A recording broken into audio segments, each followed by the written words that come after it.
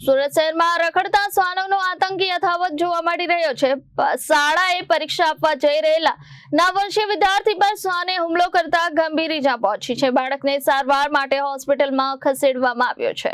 સુરત શહેરના ઊન તિરુપતિનગર વિસ્તારમાં રખડતા શ્વાનોનો આતંક વધતો રહ્યો છે। તિરુપતિનગરમાં રહેતો 9 વર્ષીય વિદ્યાર્થી અયાન અંસારી શાળાએ પરીક્ષા આપવા જઈ રહ્યો હતો। તે દરમિયાન શાળાએ પહોંચે તે પહેલા જ રખડતા શ્વાને અચાનક વિદ્યાર્થી પર હુમલો કર્યો હતો।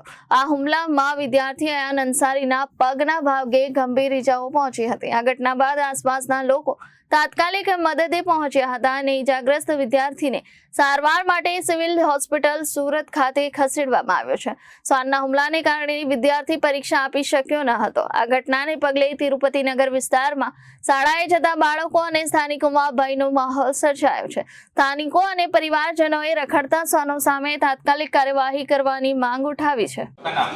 मेरा नाम मोहम्मद मुस्लिम अंसारी, मैं ऊनपटिया तिरुपति नगर से रहने वाला हूँ।